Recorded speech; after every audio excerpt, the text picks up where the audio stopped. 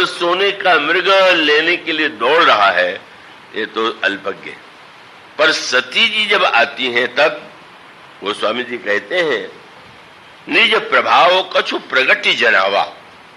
भगवान ने अपना प्रभाव सती जी को दिखाया।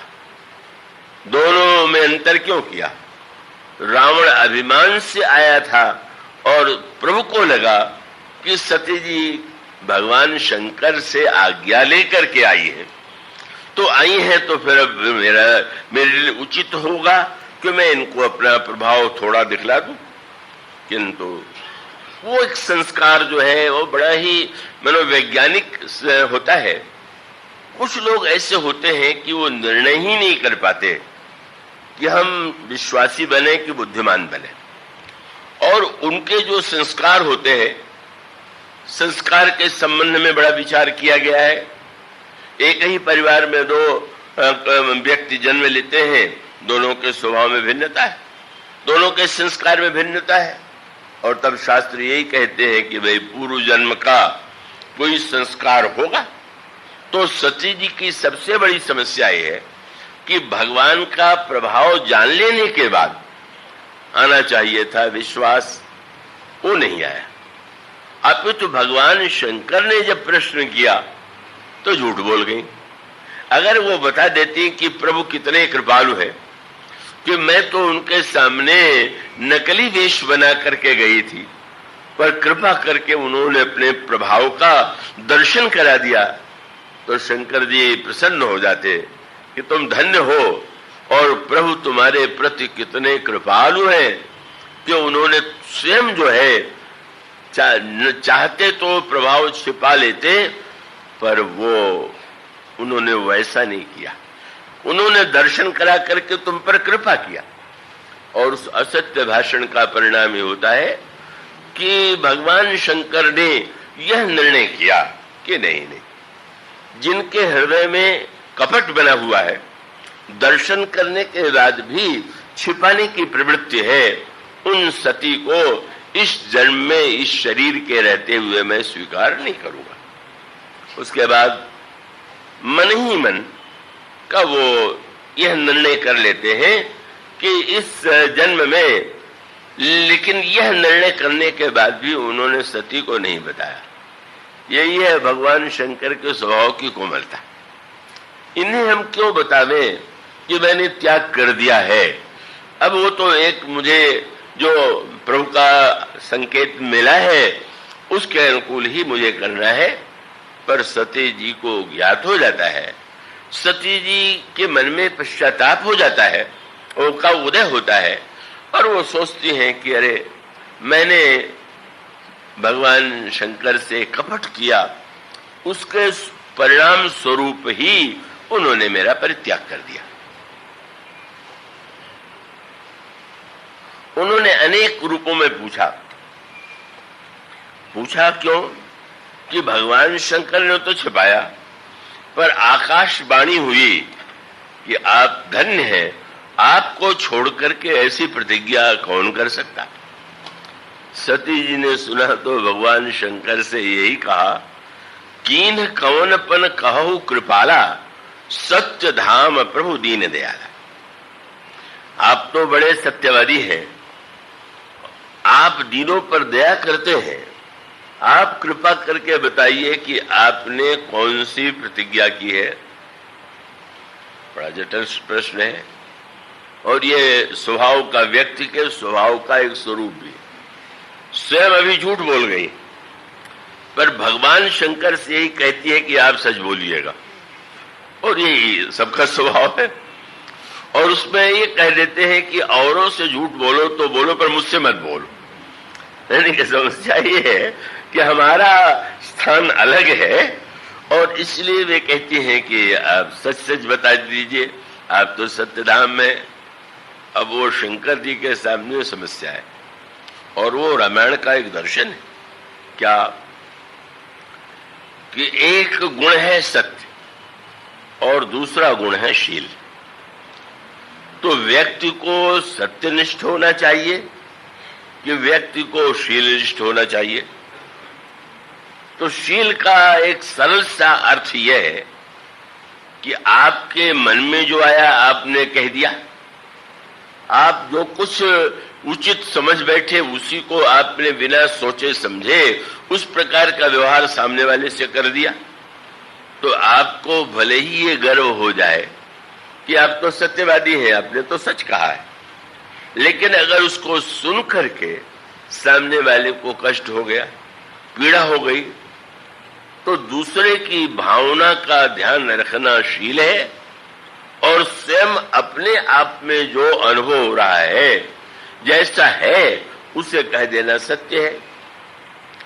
तो भगवान ये रामचरितमानस का और भगवान राम के चरित्र का जो मूल दर्शन है वो ये है कि नहीं, सत्य और शील दोनों ही आवश्यक है। इसलिए भगवान राम ने जो लंका में धर्मरथ का वर्णन किया तो उन्होंने यही कहा कि धर्मरथ के ऊपर एक ध्वजा और एक पताका, ध्वजा सत्य और शील पताका, एक छोटा का झंडा समझ लीजिए और एक बड़ा। छोटा जो है वो ध्वजा है और जो और बड़ा है वो पताका। तो मानो सत्य तो ध्वजा है और शील पताका है। तो रामायण की मान्यता है कि सत्य का तो महत्व है ही, पर सत्य की अपेक्षा भी शील का महत्व और अधिक है। क्यों भाई? सत्य के द्वारा आपका कल्याण होता है, आपको जो सत्यभाषी है उसे स्वर्ग मिलेगा, तो सत्य के द्वारा हमारे स्वार्थ की पूर्ति होती है। और शील हमें अपने स्वार्थ की चिंता न रह करके सामने वाले के की भावना, सामने वाले के सुख दुख का भी भान बना रहे। यह जो धर्म है शील धर्म, सत्य धर्म जो है वो स्वयं आत्म केंद्रित है और शील धर्म जो है वो तो सामने वाले को दृष्टिगत रख करके उसका व्यवहार किया जाता है। इसीलिए त्रेता युग में राम राज्य जो बन पाया उसका एकमात्र कारण यह है कि भगवान राम का जो चरित्र है उसका केंद्र बिंदु शील है। इस सत्य को अगर कोई समझ ले, राम राज्य का अर्थ क्या हुआ? सब सुखी हो, कोई व्यक्ति दुखी न हो, किसी व्यक्ति के जीवन में पीड़ा न हो। तो ये चिंता तो तभी होगी जब किसी व्यक्ति में शील वृत्ति हो। राम राज्य का अर्थ केवल व्यक्ति का अपना कल्याण नहीं, सत्य के द्वारा व्यक्ति ने अपना कल्याण कर लिया पर दूसरे के कल्याण की उसको चिंता नहीं। और जहां पर शील है उसका अभिप्राय यह है कि नहीं, दूसरों का भी कल्याण तो होना चाहिए, दूसरे भी सुखी हो। और इसीलिए राम राज्य तो तभी बनेगा जब दूसरे की भावना, दूसरे के हृदय, दूसरे जितने पात्र हैं, या तो वो तो उन्होंने शील से सारे महाभारत के युद्ध में सारा युद्ध सत्य के नाम पर लड़ा गया। क्योंकि प्रत्येक व्यक्ति के अगर मुख से कोई शब्द निकल गया है तो कहता है कि सत्य से बढ़कर के और कर कोई धर्म नहीं है, सत्य ने दूसरा धर्म समाना का, इसलिए सत्य के समान कोई धर्म नहीं है। इसलिए भीष्म पितामह ने अगर अपने पिता को वचन दिया है कि मैं विवाह नहीं करूंगा तो आजीवन उस सत्य पर दृढ़ रहे। का प्रत्येक पात्र ने महाभारत में कोई न कोई प्रतिज्ञा की है और अपने प्रतिज्ञा को सत्य मानता है। सत्य के लिए युद्ध होता है, सत्य के लिए ही संहार होता है, सत्य के लिए विनाश होता है। अगर भीम ने प्रतिज्ञा किया है कि दुशासन के छाती का रक्त मैं पीऊंगा, तो वो भी क्रूर कर्म जो है युद्ध में करने पर उन्हें यही तो संतोष होता है कि मैंने प्रतिज्ञा किया है। दुशासन की दुष्टता का दंड देने के लिए मैंने यह कहा है कि मैं तेरे रक्त का पान करूंगा, इसलिए उसका वध करने पर भी उन्हें संतोष नहीं होता है और छाती पर बैठ करके रक्त का पान करते। और इसका अर्थ है कि भीम का ये कार्य वे भले ही गर्व पाल ले कि मैंने तो सत्य और प्रतिज्ञा का पालन किया, पर वो तो शुद्ध शील रहित का द्रौपदी के चरित्र का भी वही रूप है।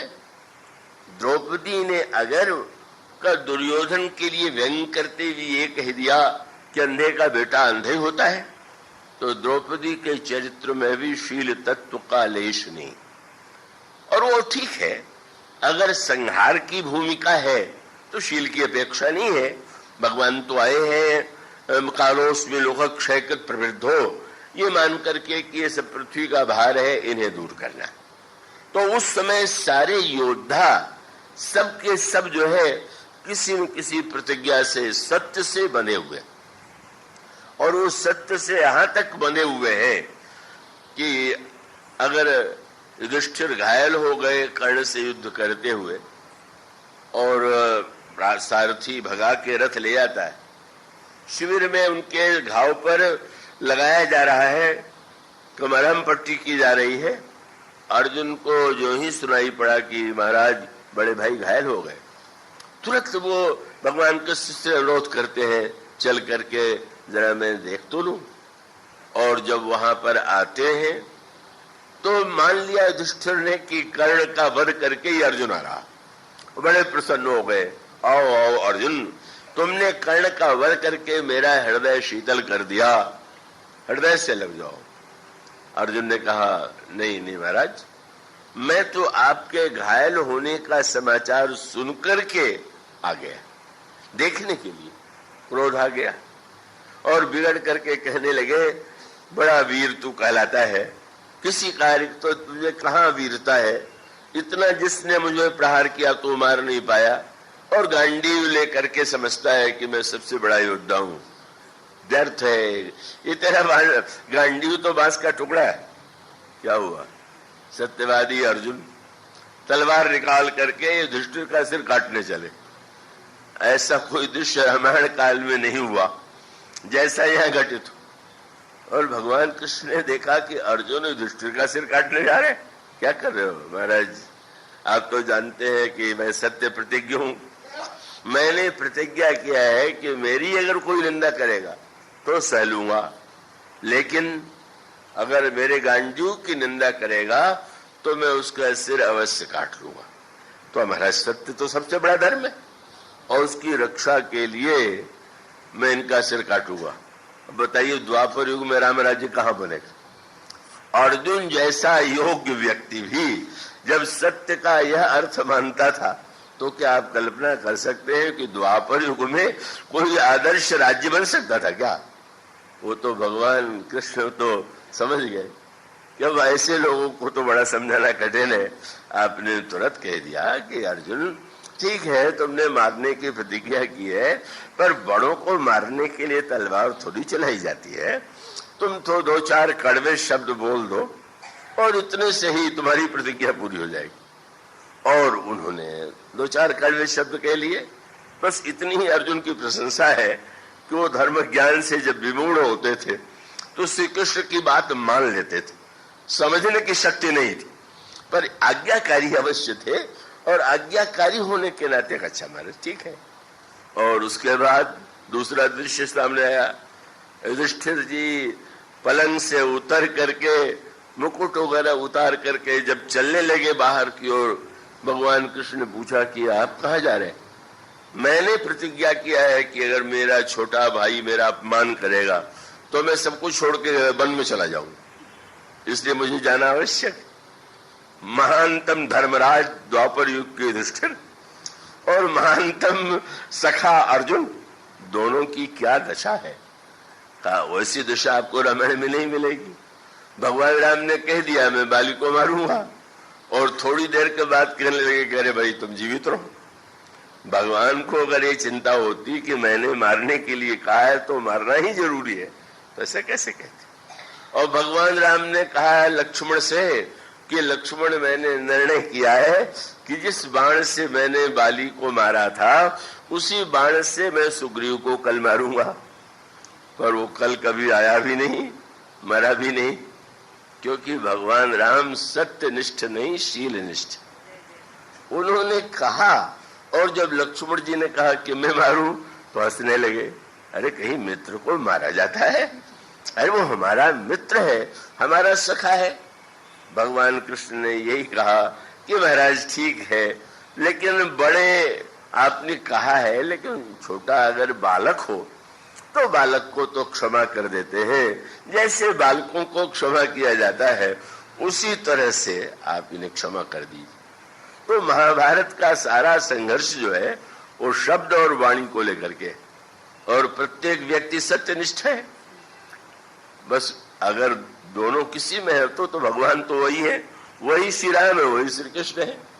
यह तो श्री कृष्ण के ही चरित्र में सत्य है कि अगर भीष्म यह कह देते हैं कि आज मैं अगर श्री कृष्ण को रास्त्र न उठवा दूं तो लाजो गंगा जननी को शांतनु सुत न कहाऊं।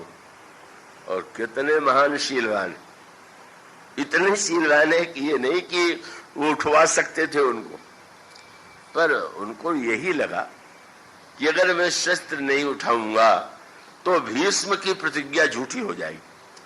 भीष्म की प्रतिज्ञा सत्य रहे, भले ही लोग मुझे असत्यवादी समझ ले, यही श्री कृष्ण के शील की पराकाष्ठा है। शस्त्र उठा करके उन्होंने भीष्म के सत्य की रक्षा की। तो भगवान कृष्ण जो है अकेले भगवान वही भगवान त्रेता युग में और वही द्वापर युग में। पर राम राज्य को बनाने के लिए जैसे भक्त चाहिए वैसे त्रेता युग में थे, द्वापर युग में थे ही नहीं। और थे नहीं तो भगवान ने पहले निर्णय किया कि चलो हटाओ इन सबको, ये भार है, इन्हें मिट जाने देना चाहिए। इसलिए वस्तुतः शील का जो तत्व है वो मानो दूसरे की ये जो भावना है, भगवान शंकर तो श्री राम के भक्त हैं, तो भगवान राम के चरित्र में जैसे शील है इसी प्रकार से सती जी ने कहा आप तो बड़े सत्यवादी हैं, बता दीजिए कि आपने क्या प्रतिज्ञा किया है। और कई तरह से घुमा के पूछा ये आकाशवाणी ने क्यों कहा, कैसे कहा। पर शंकर जी सोचते हैं कि नहीं ठीक है, मैंने कोई प्रतिज्ञा की है, लेकिन यद्यपि सखी सती पूछा बहुभांति तदपि न कहे त्रिपुर आराती। नहीं कहूं, और कभी नहीं कहा, और कभी नहीं कहने में वही स्वभाव शील वाला कि नहीं ऐसा मैं कष्ट इन्हें कैसे दूं। और उसके बाद जब सती जी के साथ चलने लगी तो देख लिया कि सती जी बहुत दुखी है। कई लोग त्याग कम करते हैं, दिखावा अधिक करते हैं, डराने के लिए सामने वाले को कि अब तुमने कुछ कहा और मैं छोड़ के चला। तो यहां तो ठीक उल्टी बात है, शंकर जी इतना बड़ा त्याग कर चुके हैं, पर जब सती जी को दुखी देखा तो शंकर जी ने सोचा कि अब इनके हृदय को कैसे सांत्वना दे। तो उन्होंने कहा कि अब रास्ता काटने के लिए उपाय यही है कि कुछ सुनाया जाए। तो मैं कुछ आपको सुनाता चल रहा हूं और आप सुनते हुए। गोस्वामी जी ने लिखा कि वर्णत पंथ विविध इतिहासा विश्वनाथ पहुंचे कैलाश। कितना भावना का ध्यान है। सती जी का त्याग करना भले ही बड़ा हो, लेकिन हम इनको कष्ट थोड़ी देना चाहते हैं। सुनाने लगे। अब उसके पश्चात वहां पहुंचने के बाद अब फिर वही कि सती जी बार बार कहेंगी कि हुआ क्या। तो आपने शंकर साज स्वरूप संभाला, समाधि में चले गए। समाधि में चले गए तो इसका अर्थ है कि अब समाधि में है तो सती जी को लगेगा कि अब तो समाधि में है। लेकिन फिर वही जिसको संस्कार की प्रबलता कहते हैं, भगवान शंकर, क्योंकि उस प्रबलता का भी उद्देश्य है, भगवान उस लीला को आगे बढ़ाना चाहते हैं। सती के हृदय में ग्लानि भी हो गई कि मैंने कपट किया, मैंने छिपाया, लगता है भगवान शिव ने मेरा त्याग कर दिया। पश्चाताप उदित हुआ।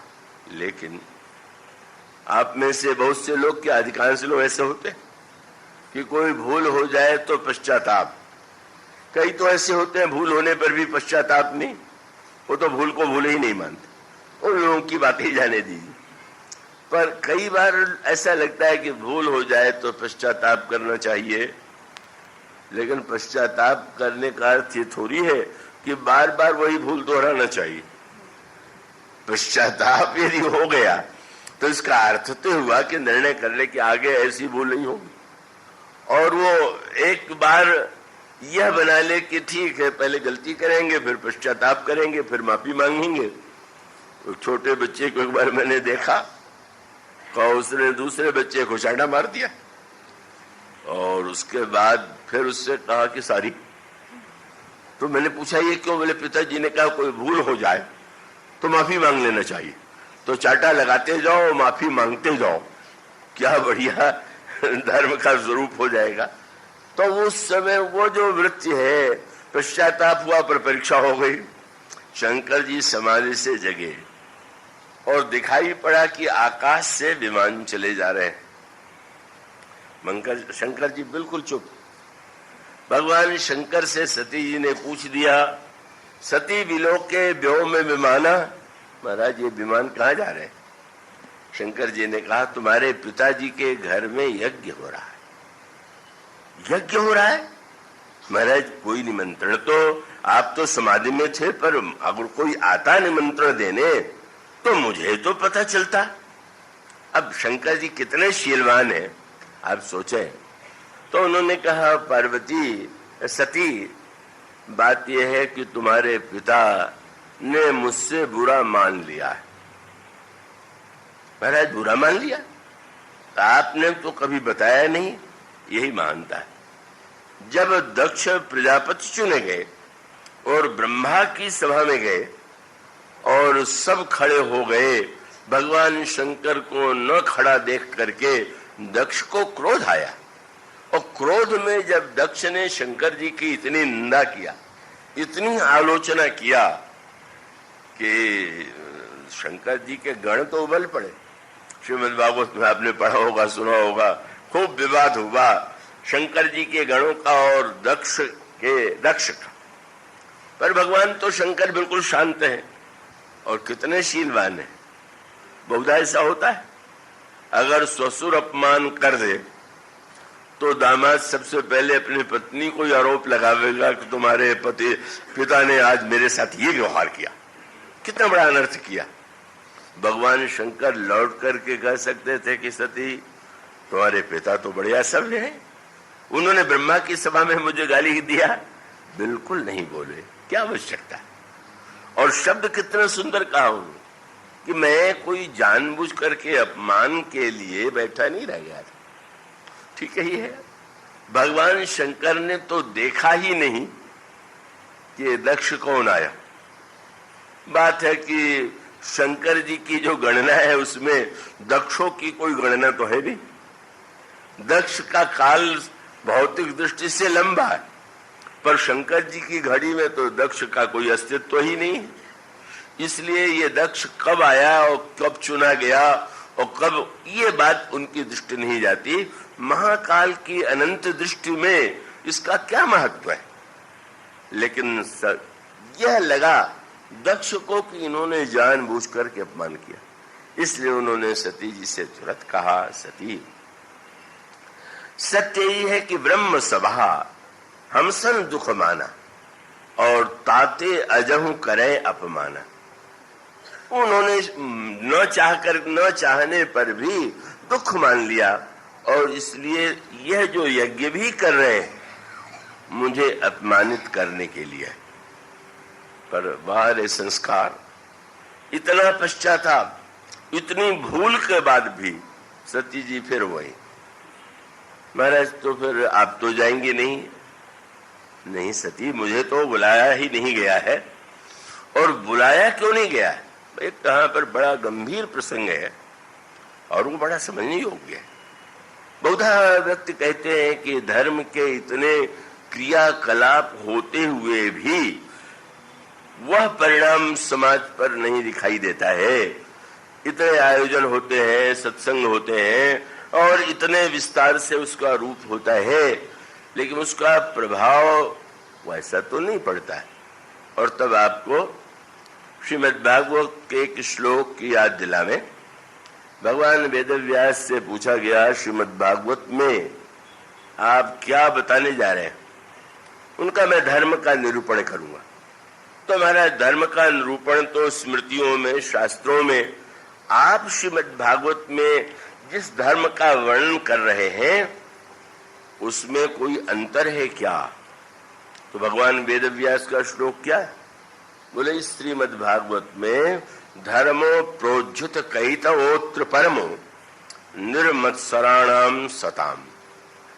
इस श्रीमद् भागवत में जिस धर्म का निरूपण है वह कपट रहित है, एक बात। और दूसरा उन्होंने कहा कि इस धर्म में मात्सर्य का भाव है। मैं आशा करता हूं, यद्यपि अभी तो लोग सोते हुए नहीं दिखाई दिए, पर अंत में जो सो भी रहे हो तो समझ लेंगे इसको। मात्सर्य, मैंने इस श्लोक को पढ़ा तो मुझे थोड़ा सा दुविधा हुई। हमारे आश्रम से महाराज श्री के शिष्य परंपरा में ही गिरीश ब्रह्मचारी, वो भी आया करते थे स्वामी जी के साथ, इस वर्ष नहीं आ पाए। तो मैंने उनसे लिख करके कहा कि महाराज श्री के आश्रम में तो श्रीमद् भागवत पर बहुत सारी टीकाएं हैं और वहाँ अनेक विद्वान हैं, तो आप यह मुझे बताइए कि टीकाओं में इसका क्या उत्तर दिया गया है और वहाँ के विद्वानों का क्या कथन है। तो मेरा प्रश्न ये था कि उन्होंने दो बातों का नाम लिया कि श्रीमद् भागवत में जो धर्म है वो कपट रहित है और मात्सर्य रहित है। तो प्रश्न मैंने ये किया कि विकारों में मात्सर्य को भी बुराई मानते हैं, पर सबसे अधिक बुराई तो काम क्रोध लोभ को मानते हैं। तो भगवान वेदव्यास ये अगर कहते इसमें जिस धर्म का निरूपण है वो काम क्रोध और लोभ विवर्जित है, पर उसमें दो ही नाम जो उन्होंने दिए, कपट और मात्सर्य, इसका तात्पर्य क्या है? मात्सर्य रहित धर्म क्या होता है और कपट रहित धर्म क्या होता है? और ये बहुत बड़ी कुंजी है। और इसका अभिप्राय है कि धर्म के पीछे एक दृष्टांत मैं दूं। आप लोगों में से जो लोग समाचार पत्र पढ़ते होंगे, वो जो बड़े बड़े खेल के आयोजन होते हैं जिसमें विभिन्न देशों के खिलाड़ी भाग लेते हैं, उसमें कुछ कड़े नियम भी हैं। और वो कड़े नियम ये है कि जैसे कोई खिलाड़ी प्रथम आ गया, लेकिन अगर ये कहीं से पता चल जाए, कुछ दवाइयां ऐसी होती हैं कि जिसको खा लेने पर या उसका इंजेक्शन ले लेने पर व्यक्ति को एक नए प्रकार का जोश और उत्साह आता है। तो अगर ये सिद्ध हो जाए कि किसी प्रकार की दवा लेकर के ये व्यक्ति सफल हुआ है, तो उससे पदक छीन लिया जाता है। और अनेक खिलाड़ियों का पदक छीनने का समाचार आता रहता है। जब मैं ये पढ़ता हूं तो बार बार मुझे लगता है कि खेल में कितना बढ़िया नियम है कि खेल में जीतने के लिए आपने कोई और नशा औषधि लेकर के जीता कि अपनी शक्ति से जीता। शक्ति से जीता तो विजय था, और दवा के द्वारा नकली थोड़ी देर के लिए शक्ति लेकर के जीता तो नकली, वो विजय नहीं। और बहुत बड़ा सूत्र है कि जो धर्म है उसके मूल में क्या है। का खेल में तो हमने नियम बनाया कि जो गलत पद्धति से जीता है वो जीता नहीं, पर जीवन में नियम हम लोगों ने बनाए ही नहीं कि जो बुरी तरह से सफल हो वो सफल नहीं। कितना अंतर है। खेल में इतना कड़ा नियम, पर जीवन में कोई नियम है क्या कि अगर कोई व्यक्ति बुरे मार्ग से सफल हो जाए तो हम सफल नहीं मानेंगे।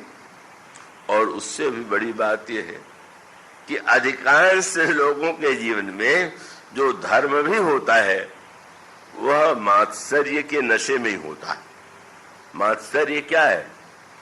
दो व्यक्ति चल रहे हैं, अब एक व्यक्ति तो आगे बढ़ेगा ही। एक व्यक्ति आगे बढ़े तो दूसरे को बुरा लगेगा, तो बुरा लगने पर जो वृत्ति आती है उसी का नाम है मात्सर्य। उसका अर्थ किया गया मत्तः सरत, ये मुझसे आगे बढ़ा जा रहा। अच्छा, अब आगे बढ़ा जा रहा है तो ये तो चेष्टा करेगा कि और तेज में दौड़ूं, और दौड़ नहीं पाएगा तो सोचेगा कि कहीं धीरे से ऐसी लगड़ी मार दूं कि ये भी न बढ़ सके। ये मात्सर्य की वृत्ति है। तो धर्म के पीछे अगर मात्सर्य है, और आज के युग में सबसे अधिक वही, धर्म भी जो हम करते हैं वो मात्सर्य से प्रेरित होकर करते हैं। ये जो बात है ये तो हृदय में झांक करके देखने के लिए है। कि अगर उस धर्म के पीछे केवल मात्सर्य होड़ है। मुझे स्मरण आया, पिछले वर्ष एक वक्ता का आयोजन हुआ बड़ी धूमधाम से, फिर दूसरे वक्ता को जिन्होंने बुलाया था, बहुत बढ़िया बात है, आयोजन हो लाभ ले तो ठीक, पर उस सुनने को मिला कि जो दूसरे आयोजक थे वो कहने कि ऐसा आयोजन करना है कि वो आयोजन फीका पड़ जाए। पहले दूसरे का फीका पड़ जाए इसलिए अगर आयोजन किया गया तो मात्सर्य की भावना से किया गया, कोई सत्संग और श्रद्धा की भावना से तो नहीं किया गया। तो बड़ा कठिन है।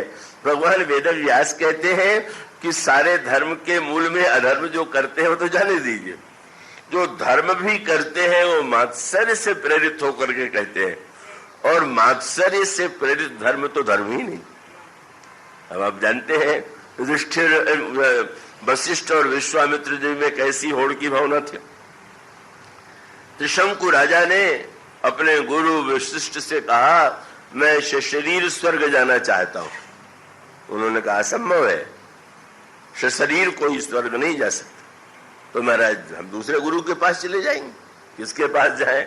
बोले विश्वामित्र जी से झगड़ा है, उन्हीं के पास चलना चाहिए। बोले महाराज वो तो कह रहे हैं कि शरीर स्वर्ग में नहीं जा सकते। उन्होंने कहा क्यों नहीं जा सकते? यही बड़े बड़े व्यक्तियों में भी वही होड़ की वृत्ति, मैं तुम्हें शरीर स्वर्ग भेजूंगा। और सचमुच तपस्या की शक्ति लगा करके तो उन्होंने कहा चले जाओ स्वर्ग।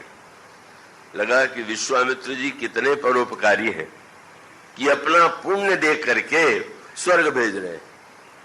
पर आप जानते हैं उनकी दशा क्या हुई? उन्होंने स्वर्ग में भेजा, देवताओं ने देखा ये कौन चला रहा, उन्होंने ढकेल दिया, सिर के बल नीचे गिर रहा है। और तब वो घबरा करके पुकारता है, महाराज ये आपने अच्छा स्वर्ग भेजा, अब तो नीचे गिरूंगा और सर्वनाश हो जाएगा। और उन्होंने कहा अच्छा तुम रुक जाओ वहीं पर, बीच में लटक रहा। दो विश्वामित्र और वशिष्ठ के झगड़े में वो बेचारा जो त्रिशंकु है लटक रहा है और उसके मुंह से लार बह रही है। कितनी अनोखी बात है। इसका अर्थ है कि वे विश्वामित्र जी महान थे कि नहीं? महान तपस्या में अवश्य थे, लेकिन वो परोपकार के लिए स्वर्ग नहीं भेज रहे थे। ये नहीं कि ऊपर उठ जाए। बोले वशिष्ठ को नीचा दिखाने के लिए बहुत बड़ा अवसर है कि जो कार्य वशिष्ठ नहीं कर पाए मैंने कर लिया। इसलिए बेचारा त्रिशंकु तो बीच में लटक ही गया। उसके मुंह से जो लार बहता है, उसकी नदी में जो स्नान कर लेता है उसका पुण्य नष्ट हो जाता है। और यह बड़ा ही कठिन सूत्र है कि धर्मो प्रोज्झित कहतोत्र परमो निर्मत्सराणाम। धर्म जो आप कर रहे हैं श्रद्धा से कर रहे हैं, मात्सर्य और होड़ की भावना से नहीं। और दक्ष यज्ञ क्यों कर रहे थे? यज्ञ तो बहुत पवित्र वस्तु है, यज्ञ तो परम कल्याणकारी है, पर दक्ष के यज्ञ को भगवान शंकर ने नष्ट क्यों कर दिया? बोले यज्ञ की भावना से थोड़ी किया जा रहा था, मात्सर्य की भावना से।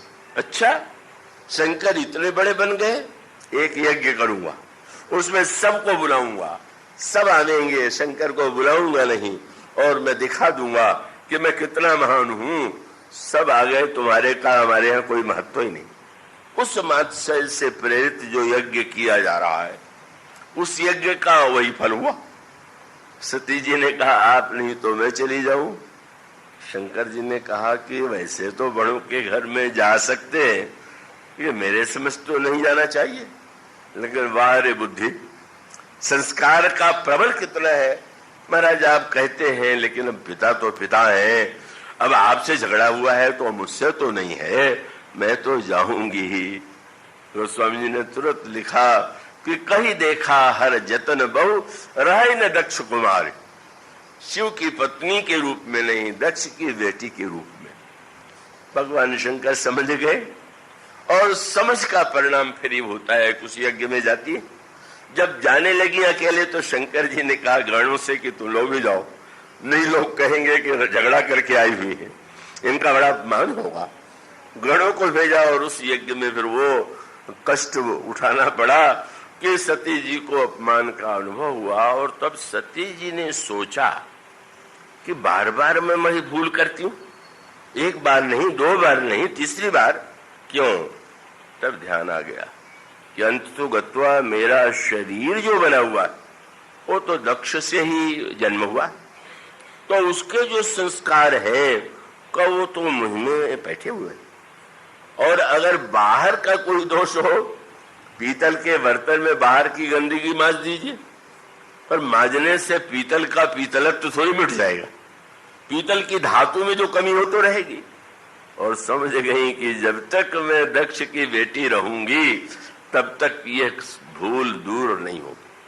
और तब उसी यज्ञ में उन्होंने शरीर का त्याग कर दिया, पर भगवान शंकर ने का उसमें मुनियों गण, शंकर जी के गणों ने यज्ञ को नष्ट करने की चेष्टा किया, और मुनि भृगु ने अपने चमत्कार के द्वारा, मंत्र शक्ति के द्वारा शंकर जी के गणों को हरा दिया।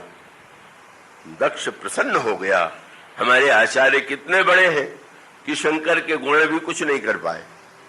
पर नारद जी ने जब समाचार दिया, शंकर जी ने वीरभद्र को भेजा, तो फिर वो यज्ञ कुंड, यज्ञ का मंडप सब नष्ट कर दिया।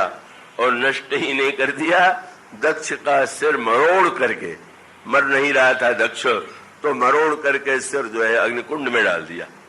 और जिन मुनियों ने यज्ञ कराया था, जो देवता वहां आए थे, उनकी जो दुर्दशा हुई उसे आप पढ़ते ही, किसी का दांत तोड़ दिया गया, किसी के मुंह सुखाड़ ली गई, बड़ा वो आध्यात्मिक वर्णन।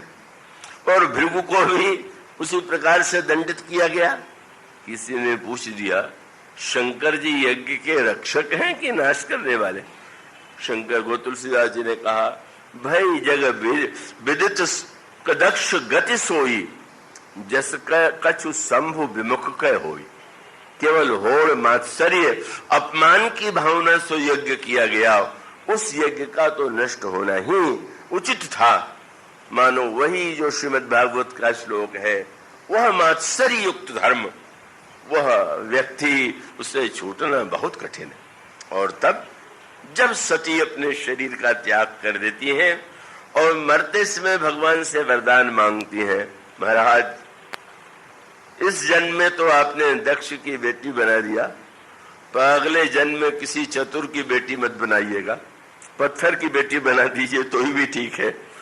और तब हिमाचल की पुत्री जब वे पार्वती बनती हैं, जब बुद्ध श्रद्धा का रूप धारण करती है, तब विश्वास से मिलन कैसे होता है उसकी चर्चा अगले 2 दिनों में आज बोलिए सिया।